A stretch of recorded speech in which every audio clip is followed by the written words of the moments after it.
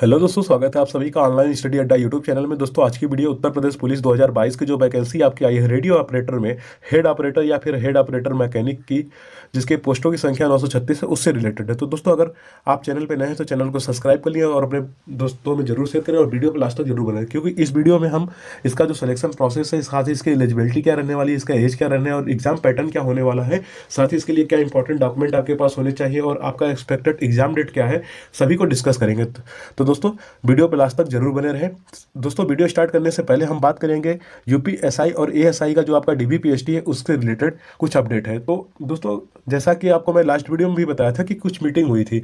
तो दोस्तों मीटिंग होने के बाद जैसा आपको पता है कि यूपी में इलेक्शन होने वाला, तो आचार संहिता लागू हो चुकी है, जिसके वजह से कोई भी मतलब कि कोई भी गवर्नमेंट ने अगर कोई सरकारी जैसे कि आपकी कोई वैकेंसी पे प्रोसीड होगा तो इलेक्शन कमीशन से परमिशन लेना पड़ता है। तो उससे मीटिंग के बाद उन्होंने एक लेटर इलेक्शन कमीशन को फॉरवर्ड किया गया था इसके डीबीपीएसटी के रिगार्डिंग। तो इलेक्शन कमीशन की तरफ से संभवतः आज कल में जवाब आने की संभावना की गई है। तो हो सकता है आज या कल में एक अपडेट आपका हो सकता है कि आए। अगर इलेक्शन कमीशन परमिशन दे देती है तो हो सकता है आज कल में आपका नोटिफिकेशन पब्लिक हो सकता है।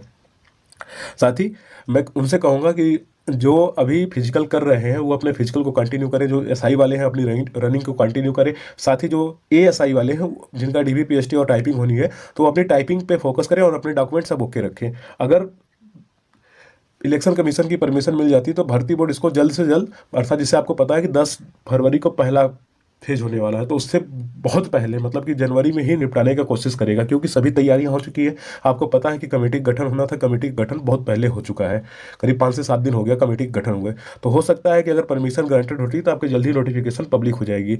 अगर लेट होता है तो फिर मार्च के बाद ही होगा।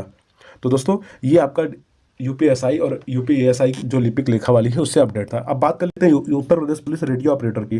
तो दोस्तों आपको पता है कि 2022 की वैकेंसी आई जिसमें हेड ऑपरेटर और हेड ऑपरेटर मैकेनिक की वैकेंसी है। अगर बात करें इसके एप्लीकेशन कब से स्टार्ट हो रहे हैं तो आपके 20 जनवरी से होगा। साथ ही अगर बात करें लास्ट डेट का है तो आपका 28 फरवरी है और पेमेंट करने का भी लास्ट डेट आपका 28 फरवरी है। अगर बात करें एग्जाम का जो डेट होगा कि एग्जाम डेट क्या हो सकता है, अब आप कहेंगे कि नोटिफिकेशन में कोई एग्जाम डेट मेंशन नहीं किया गया, तो मैं कहाँ किस बेस पे बता रहा हूँ।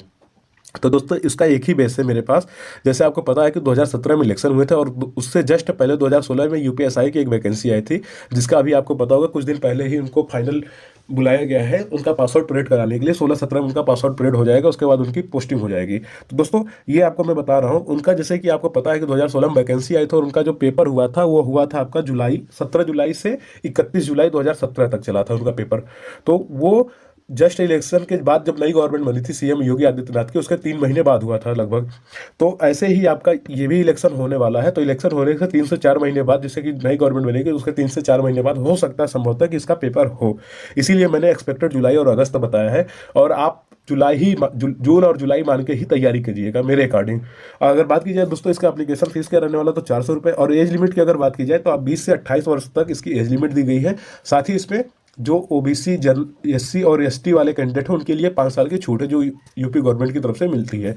तो ये आपका हो गया एज की क्राइटेरिया। अब बात कर लेते हैं दोस्तों की पोस्ट क्या है। जो वर्टिकल आपका रिजर्वेशन दिया जाता है उसके रिगार्डिंग जो पोस्ट दी गई है मैं उसकी बात करता हूँ। तो इस टोटल आपकी पोस्टों की संख्या 936 है, जिसमें यूआर की है 379, जो अनरिजर्व पोस्ट है वो है 379। अगर बात की जाए ईडब्ल्यूएस के लिए तो वो है 92, और अगर बात की जाए ओबीसी के लिए तो 252 है।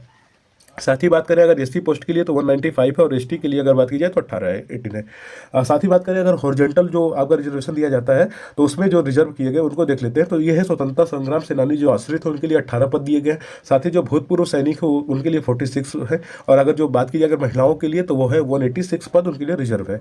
अब बात कर लेते हैं आगे आपका जो फिजिकल एलिजिबिलिटी टेस्ट होगा, पीईटी होगा, तो उसकी अगर बात की जाए तो ये आपका दोस्तों देख सकते हैं। अगर बात की जाए हाइट के लिए, मेल कैंडिडेट के लिए जो यूआर ओबीसी और एससी के कैंडिडेट उनकी अगर हाइट की बात की जाए तो उनकी हाइट आपका 168 सेंटीमीटर होना चाहिए, और एसटी के लिए 160 सेंटीमीटर है। साथ ही अगर बात की जाए फीमेल के लिए तो फीमेल के लिए यूआर ओबीसी और एससी के जो महिला कैंडिडेट है उनके लिए 152 सेंटीमीटर होगा, और अगर बात की जाए एसटी के लिए तो 147 सेंटीमीटर होना चाहिए।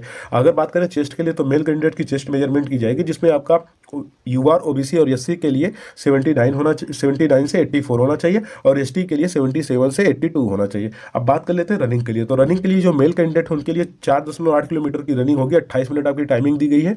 साथ ही अगर बात की जाए फीमेल कैंडिडेट के लिए तो उनके लिए 2.4 किलोमीटर की रनिंग है 16 मिनट के अंतर्गत। तो ये आपका फिजिकल हो गया। अगर बात की जाए उसके बाद महिलाओं के लिए जो स्पेशल एक मैंडेटरी किया गया है, तो महिला अभ्यर्थियों के लिए जो आपका मिनिमम वेट होगा वो 40 किलो से कम नहीं होना चाहिए। तो जिनका भी इससे कम है वो अभी अपने डाइट पे ध्यान दें और वजन अपनी बढ़ा ले, साथ ही आप उसकी तैयारी करते रहें। अब उसकी बात कर लेते हैं आपका जो एजुकेशनल क्वालिफिकेशन क्या होना चाहिए, जो आपके क्वालिफिकेशन चाहिए जो होना चाहिए वो मैं बताता हूँ। तो जैसे क्वालिफिकेशन में आपका इन्होंने सीधे मेंशन किया है कि 3 ईयर डिप्लोमा, और किसमें किसमें डिप्लोमा होना चाहिए। तो दोस्तों आपका जो डिप्लोमा होना चाहिए वो इलेक्ट्रॉनिक्स से होना चाहिए, या फिर टेलीकम्युनिकेशन से होना चाहिए, या फिर सीएस से होना चाहिए, या आईटी से होना चाहिए, या फिर आपका इलेक्ट्रिकल से होना चाहिए, या फिर मैकेनिकल से होना चाहिए, या फिर इंफॉर्मेशन जो इंस्ट्रूमेंटेशन टेक्नोलॉजी है उससे होना चाहिए। दोस्तों अगर इसके सिवा किसी से डिप्लोमा आपका है, जैसे केमिकल का हो गया, या फिर सिविल से हो गया, या फिर और अदर जितने भी ब्रांच है उनसे है, तो वो मान्य नहीं है। केवल यही ब्रांच मान्य है, तो केवल यही एलिजिबल है। साथ ही अगर बात करें इसके इक्विवेलेंट जो लोग हैं, तो कौन कौन इसके इक्विवेलेंट है, तो जो बीएससी इलेक्ट्रॉनिक्स है, सीएस है और आईटी है वो इसके इक्विवेलेंट है, एलिजिबल है। साथ ही जो बीसीए और एमसीए वाले कैंडिडेट है वो एलिजिबल है। साथ ही जो बीटेक वाले हैं, बीटेक जिन्होंने इलेक्ट्रॉनिक्स या टेलीकम्युनिकेशन या सीएस या आईटी या फिर इलेक्ट्रिकल या मैकेनिकल या फिर इंस्ट्रूमेंटेशन से किए हैं वो एलिजिबल है। अगर कोई कहता है, जैसे बीटेक का कोई कैंडिडेट कहता है कि मेरे 2 सेमेस्टर में इलेक्ट्रॉनिक्स थी, या फिर 1 सेमेस्टर में इलेक्ट्रॉनिक्स थी, या फिर सीएस था, तो वो एलिजिबल नहीं है। फुल टाइम आपका होना चाहिए। अगर आपका पूरे कोर्स अगर इससे रिलेटेड है तो आप एलिजिबल हो। फिर अगर बात करें आपका जो अदर सर्टिफिकेट चाहिए वो कौन कौन से चाहिए, तो उत्तर प्रदेश के जितने भी कैंडिडेट हैं सबके लिए डोमिसाइल सर्टिफिकेट अनिवार्य है।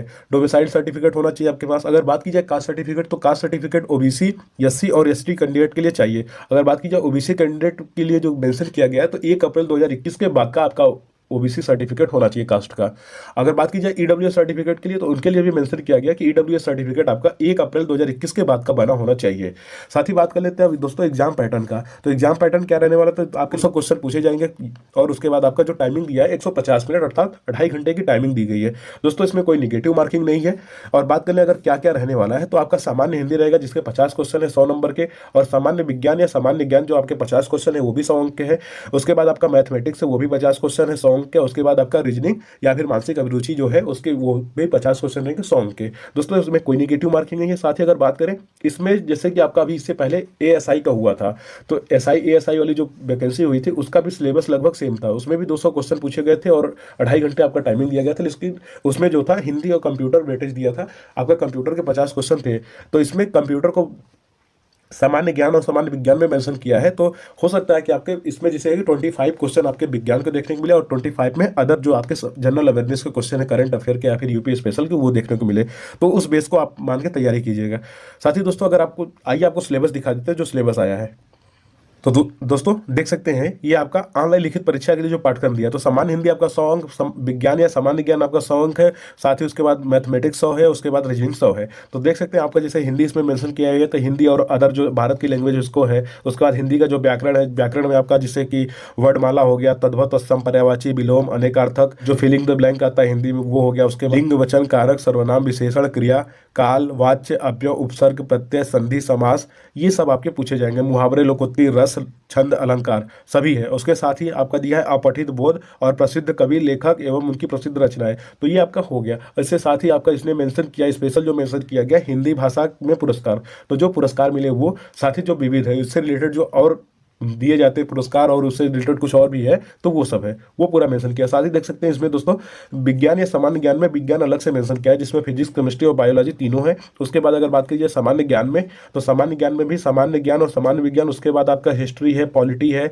इकोनॉमिक है, एग्रीकल्चर है, जो इंडिया का कल्चर है, कमर्शियल है, उसके बाद जनसंख्या, पर्यावरण, इंडिया की जियोग्राफी, वर्ल्ड जियोग्राफी है। उसके बाद उत्तर प्रदेश की जो आर्ट और कल्चर है सबको मेंशन किया। साथ ही जो ऑर्गेनाइजेशन है, चाहे वो नेशनल ऑर्गेनाइजेशन हो या इंटरनेशनल हो, उसके साथ ही जो पुरस्कार सम्मान दिए गए हैं, देश, राजधानी, मुद्राएं, दिवस, अनुसंधान और खोज, पुस्तक और लेखक, सब कुछ मेंशन है। तो ये भी आपके पूछे जाएंगे, इनसे रिलेटेड आपको पढ़ना। साथ ही आपका जो मैथमेटिक्स है उसमें भी देख सकते हैं नंबर सिस्टम है, सिंप्लीफिकेशन है, डेसिमल एंड फ्रैक्शन है। उसके बाद आपका हाईएस्ट कॉमन फैक्टर मतलब एचसीएफ और एलसीएम है, उसका प्रॉफिट लॉस है, उसके बाद परसेंटेज भी आप देख सकते हैं, पूरा इन्होंने मेंशन किया। तो ये मैं आपको अपने टेलीग्राम चैनल पे डाल दूंगा, वहाँ से आप इसको डाउनलोड कीजिए। साथ ही दोस्तों आज के वीडियो में इतना ही। अगर आपको कोई भी क्यूरी है तो कमेंट बॉक्स में पूछ लीजिएगा, उसका रिप्लाई आपको दे दिया जाएगा। तो धन्यवाद दोस्तों।